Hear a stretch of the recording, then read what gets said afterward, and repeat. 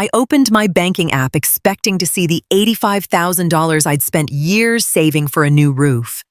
Instead, there was only $8,300 left. Then my daughter-in-law looked me straight in the eye and said, "We just needed the money more than you did."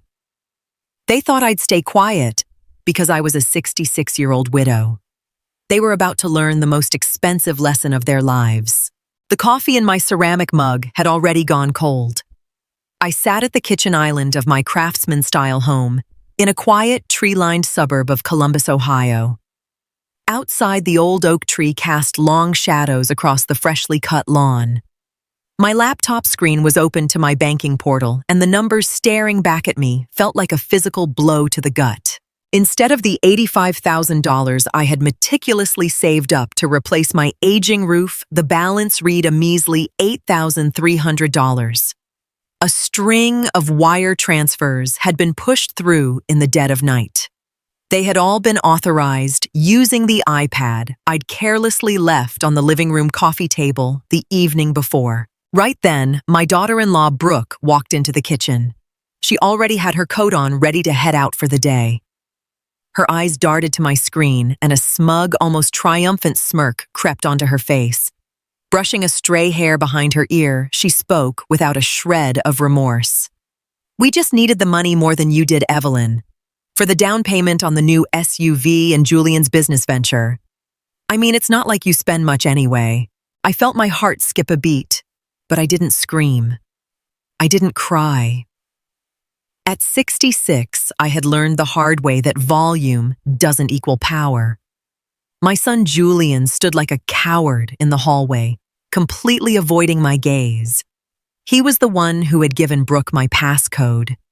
They assumed an older widow would just swallow her pride and stay quiet for the sake of family harmony. They were dead wrong. I snapped my laptop shut with a sharp click, stood up calmly, and reached for my leather purse on the entryway table. Looking Brooke dead in the eye, I gave her a single, icy warning. That was the absolute biggest mistake you have ever made in this house.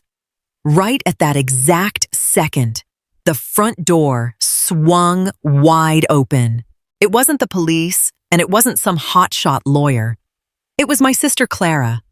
She had a spare key and was dropping by for our usual Saturday morning routine, carrying a bakery bag filled with fresh apple fritters. The warm, cheerful energy she brought into the room cut right through the freezing tension in the air. "Morning, everyone," Clara called out, but she froze the moment she took in our expressions. Julian shrank even further back into the shadows of the hallway, while Brooke quickly adjusted her designer purse, trying to look unbothered and reclaim control of the room. "We have to run, Julian's waiting," she muttered under her breath, rushing past. I didn't try to stop her as Clara set the bakery bag down on the counter. Instead, I turned my full attention to my son. He was 34 years old, but right now he looked exactly like a little boy who had just been caught with his hand in the cookie jar. He had spent his entire life taking the path of least resistance, letting Brooke pull his strings however she pleased. "Julian," I said, keeping my voice low and steady, "that money needs to be back in my account by tonight. If it isn't, the rules under this roof change fundamentally starting tomorrow morning." Brooke scoffed from the porch. She still genuinely believed my maternal instincts would protect them, that this house, which belonged entirely to me, was just their personal rent-free playground. They walked out without another word. The moment the heavy front door clicked shut, I sank back into my chair. Clara looked at me, her eyes wide with concern. "Evelyn, what on earth is going on? You look like you've seen a ghost." I slid my phone across the counter, showing her the banking app transactions. Clara gasped, covering her mouth. The initial sting was already gone, replaced by a deep, hyper-focused clarity. The time for coddling was officially over. If you want people to respect your boundaries, you have to make them tangible. And I knew exactly where to start. I didn't finish my coffee. I went straight to work. First, I called my bank's fraud department. Without an ounce of drama, I calmly explained to the representative that my online credentials had been compromised. Within 5 minutes, the app access on my old iPad was completely revoked and a brand new security token was issued to be hand-delivered to me by certified mail. Next, I walked through my own home with a completely different perspective. Julian and Brooke had been living in my finished upstairs suite for 2 years, entirely rent-free. They had claimed they were aggressively saving up for a house of their own. Now the truth was out. Their money had been funneled into high-end clothes, lavish dinners and vacations, all while I quietly covered the utilities. I marched into the shared laundry room. There stood the high-end washer and dryer I had paid for. I lifted their overflowing basket of dirty clothes and marched upstairs, placing it squarely and unmissably right in front of their bedroom door. Every single micro-luxury and convenience I had graciously provided them was officially revoked. Later that afternoon, I drove down to the local Home Depot. I bought 3 heavy-duty, high-security deadbolts with smart key technology. The guy working the aisle asked if I needed to schedule an installation service. I just smiled, shaking my head. My late husband had made sure I knew my way around a toolbox. I had never been helpless. I had just been too nice. The second I got back, I rolled up my sleeves. I swapped out the locks on my master bedroom and the basement door, where I kept all my important documents, deeds, and extra pantry supplies. I slid the new brass keys deep into my coat pocket. As the sun began to set, the low rumble of my son's car echoed in the driveway. My pulse was totally normal. Phase 1 of my response was locked in. The front door unlocked and Brooke walked in carrying several high-end shopping bags. She was hum-singing to herself, acting as if our blowout morning confrontation had never even happened. Julian trailed behind her, his eyes glued to the hardwood floor. They headed straight toward the kitchen to start fixing dinner. I stood in the hallway, silently tracking their movements. Brooke reached out to open the basement door, intending to grab potatoes and a case of sparkling water from the stock area, like she always did. She rattled the knob, but the door wouldn't budge. She tried again, her brow furrowing in irritation. "Evelyn, why is the basement locked?" She called out, her voice dripping with annoyance. I stepped into the light of the kitchen. "Because it's my basement," I replied evenly. "Moving forward, the storage, the extra appliances, and everything downstairs are for my personal use only. You two will need to buy, store, and manage your own groceries from now on." Brooke's face contorted from confusion to pure, unadulterated rage. "Are you kidding me? How are we supposed to cook?" "Julian, say something." Julian cleared his throat nervously, shifting his weight. "Mom, come on, this is a little childish. We're family. Family doesn't drain an older mother's life savings while she's sleeping," I countered, keeping my tone perfectly conversational. I pulled my new keychain from my pocket, letting the keys jingle softly before dropping them back out of sight. "You treated my kindness like an unlimited credit card. Well, the account is closed." Brooke took a step toward me, crossing her arms. "You think you can just play dictator because your name is on the deed? We can pack up and leave tomorrow, and then you'll be completely stranded here all by yourself." She honestly thought the threat of loneliness would make me fold. I looked at her, feeling a profound sense of liberation, and let out a cool, calm smile. "Brooke, nothing would make me happier. But until that day comes, you live by my rules." Sunday passed in a heavy, suffocating silence. On Monday morning, I executed the next phase of my plan. I took a drive down to the local utility office and the Verizon store. As the sole owner of the property and the account holder for every service tied to it, I made some executive adjustments. I canceled our premium top-tier gigabit internet plan and downgraded the house to the bare minimum basic package, just enough bandwidth for me to check my emails.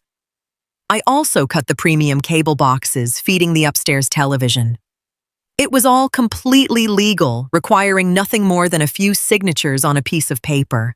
When I got home, I intercepted Julian before he could pull out of the driveway for work.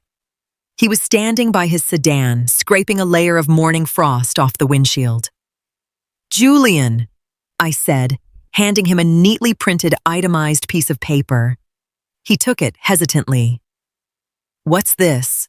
"That is your exact share of the utility bills for this upcoming month. Heating, water, trash disposal. Since we are operating as separate households now, I expect a Venmo or check for this amount by the 15th. It's calculated down to the square footage." Julian stared at the total, his fingers visibly twitching. "Mom, we don't have this kind of cash laying around right now. Brooke already put the down payment on the, He cut himself off, realizing he was about to openly admit to buying the luxury SUV with my stolen cash. "Then I suggest you rearrange your spending priorities," I said, matter-of-factly. "If the payment isn't in my hands on time, I'll have the HVAC technician come out and zone off the upstairs thermostat. He's already on standby." He stared at me as if he were looking at a complete stranger. He was searching for the soft, forgiving mother who used to bail him out of every bad decision. But that version of me had vanished the second my account was cleared. He climbed into his car without a word and backed out onto the street. At Quiet Revenge, we believe that stories about family, resilience, betrayal, forgiveness, and quiet strength deserve to be told with care and respect. While AI tools may assist with certain parts of our creative process, every story you hear is carefully selected, reviewed, edited, fact-checked, and produced by our team. We work hard to make sure each video feels thoughtful, meaningful, and worthy of your time. Because our channel's monetization is currently limited, viewer support helps us continue creating these stories and improving the channel for everyone. If Quiet Revenge has ever kept you company, touched your heart, or reminded you that you're not alone, please consider supporting us with the cost of a small cup of coffee. Patreon, https://www.patreon.com/Quiet Revenge Family. ko-fi-https://ko-fi.com/The Story Family. PayPal, https://www.paypal.com/PayPalme/Kanhuangmin. Thank you for being part of this community. By Tuesday evening, my strategy was hitting right where it hurt. I was sitting in my armchair in the living room, winding down with a good book, when Brooke came flying down the stairs. She was clutching her phone, her face flushed with frustration. "The Wi-Fi is completely broken, I can't stream anything, and my work files are taking hours to upload." "What did you do to the router?" I slowly turned the page of my book before looking up at her. "I adjusted the plan. I don't need high-speed internet for my routine. If you need more bandwidth for your lifestyle, you're more than welcome to go buy a personal mobile hotspot. My house, my account." "You are a bitter, spiteful old woman," she practically hissed. Just then, the garage door opened and Julian walked in, looking absolutely exhausted from work. Brooke pivoted instantly, unleashing her fury on him. "Julian, your mother has officially lost her mind. She's sabotaging everything we do. Do something about it." Julian looked at Brooke, then turned his tired eyes to me. He looked completely trapped between the woman pulling his strings and the mother who provided his shelter. "Mom, please," he pleaded softly. "Can we just sit down and talk like normal people?" "We did talk, Julian," I said, closing my book and standing up with deliberate calm. "You two chose to act. You took my money. Now I am taking action. You wanted to control my finances. Now I control the space you occupy. It's a very simple equation." I walked past them into the kitchen to put the kettle on. Brooke was muttering curses under her breath in the hallway, but I could hear the panic creeping into her voice. She was finally realizing that her usual emotional manipulation was bouncing right off me like water on Teflon. They had mistaken my aging for weakness. They forgot that age brings perspective, and I knew it wouldn't be long before they ran out of moves entirely. By the end of the week, The atmosphere in the house had completely shifted. The upstairs suite felt like an isolated island. Julian and Brooke were forced to lug their groceries up the stairs in plastic bags, and because they no longer had access to the basement recycling bins, empty seltzer cans were starting to pile up on their small, second-story balcony. On Saturday morning, my phone rang. It was the branch manager at Chase, a man I had done business with for over 25 years. My new security pins and banking debit cards were ready for pickup. I drove over, gathered the documents, and sat down in his private office. I instructed him to flag any historical transfers from the past 10 days for internal reversal review and set up a strict notification protocol. Any transaction over $100 now required a verbal voice confirmation from me via phone. Walking out of that bank, I felt a profound sense of ownership over my life again. When I pulled back into my driveway, a brand new metallic black luxury SUV was parked there, gleaming under the gray Ohio sky. Brooke's pride and joy.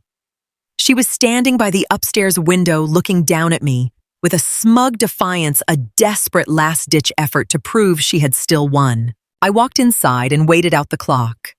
It didn't take long. Within an hour, Julian walked down the stairs. He looked completely drained, the dark circles under his eyes, deeper than usual. "Mom?" He started, his voice cracking slightly. "Our joint account just got frozen by the bank. They said there's an active fraud investigation attached to the funds we moved from your savings."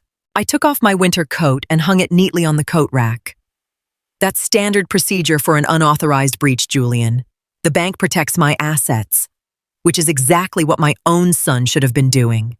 He swallowed hard, the reality finally setting in. They didn't need a courtroom or a dramatic shouting match to be cornered. The simple grinding mechanics of real-world logistics were doing all the heavy lifting for me. By Sunday evening, Brooke had reached her breaking point. The cold upstairs, the glacial internet speed, and a frozen bank account had completely shattered her arrogant facade. She marched into my living room, Julian trailing behind her like an afterthought, not even bothering to knock. "Let's make a deal?" she said, trying to sound cool and transactional, though her voice had a noticeable tremor. "We will transfer $35,000 back to your account tomorrow. We'll consider the rest as an early inheritance for Julian. In exchange, you call the bank, tell them this was all a family misunderstanding, and we go back to how things were." I looked at her, and for the first time, I felt a wave of pity, not for myself, but for how incredibly small her worldview was. She genuinely didn't comprehend the gravity of what she'd done. She honestly believed that integrity was something you could haggle over. "An inheritance is something you receive when someone passes away, Brooke," I said, my voice completely level. "And as you can see, I am very much alive. My hard-earned savings are not a buffet you get to sample whenever you run out of cash. My terms haven't changed, the full $85,000 returned, or you keep living with the consequences you're experiencing right now." Brooke completely lost it. "You selfish, miserable old hoarder," she screamed, taking an aggressive step toward me. "You don't even need that money. You're sitting on a fully paid-off house while your own son has to beg." She moved to get in my face, but Julian unexpectedly grabbed her by the forearm, pulling her back. "Stop it, Brooke," Julian said quietly. His voice sounded hollow, wiped clean of any energy.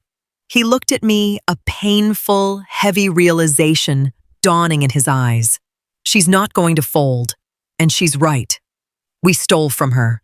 Brooke ripped her arm away from his grip, glaring at him with utter disgust. "You are such a spineless coward, just like your mother." She spun on her heel and stormed up the stairs. Julian remained standing in the middle of the room, his shoulders slumped. The hairline fractures in their marriage had officially shattered into plain view. 2 days later, on a bleak Tuesday afternoon, everything came to a head. I was sitting at the kitchen island sharing a quiet cup of tea with Clara. Suddenly, a barrage of loud, heavy thuds echoed from upstairs, followed by the violent sliding of closet doors. A few minutes later, Brooke marched down the stairs, dragging two massive hard-shell suitcases behind her. She didn't even glance in my direction. She strode straight out the front door, popped the trunk of the new SUV, slammed her luggage inside, and tore out of the driveway. Just like that, she was gone. The moment the stolen money dried up, her commitment to the family evaporated with it.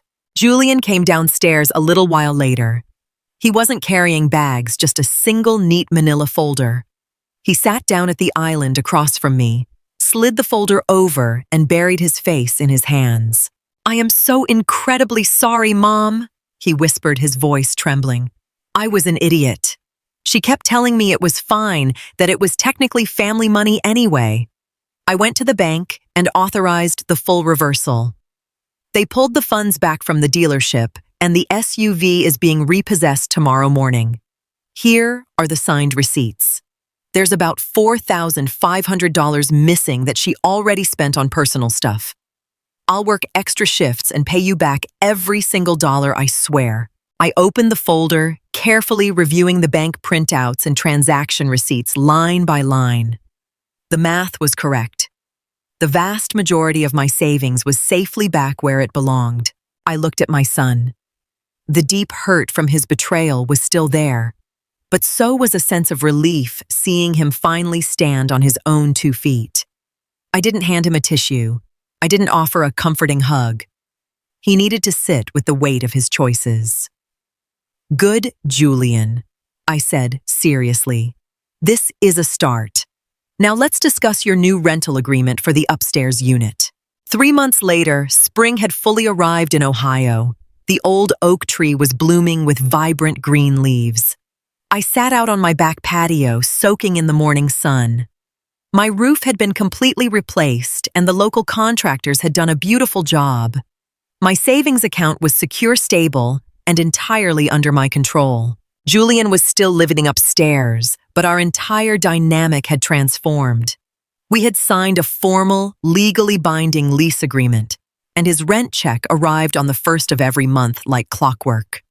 He helped maintain the yard without being asked and respected the boundaries of my main living space implicitly. Brooke was out of the picture for good, and their divorce papers had already been filed. She had tried to spin a victim narrative to some mutual acquaintances around town, but the cold, hard financial facts spoke for themselves. People quickly lose sympathy for someone who drains an older woman's bank account in the middle of the night. I never had to involve lawyers. There were no screaming matches in a courtroom, and I didn't need some elaborate revenge plot. A few sturdy deadbolts, complete control over my own money, and a quiet, unshakable self-respect were all it took to realign my life. Julian walked out onto the patio carrying a small tray, gently setting down a hot cup of black coffee right in front of me. He gave me a quiet, appreciative smile before sitting down in the chair across from mine. We chatted casually about the weekend weather and the garden. There was no forced, overly emotional reconciliation, but there was a clear, healthy boundary. I was no longer the pushover mother, and he was no longer a boy hiding from his responsibilities. I took a slow sip of my coffee, looked out over my yard, and finally felt a deep, lasting peace in the home I built. At Quiet Revenge, we believe that stories about family resilience, betrayal, forgiveness, and quiet strength deserve to be told with care and respect. While AI tools may assist with certain parts of our creative process, every story you hear is carefully selected, reviewed, edited, fact-checked, and produced by our team. We work hard to make sure each video feels thoughtful, meaningful, and worthy of your time. Because our channel's monetization is currently limited, viewer support helps us continue creating these stories and improving the channel for everyone. If Quiet Revenge has ever kept you company, touched your heart, or reminded you that you're not alone, please consider supporting us with the cost of a small cup of coffee. Patreon, https://www.patreon.com/Quiet Revenge Family Co-Fi. https:// ko-fi.com/thestoryfamily. PayPal https://www.paypal.com/paypalme/Kan Huang Min. Thank you for being part of this community.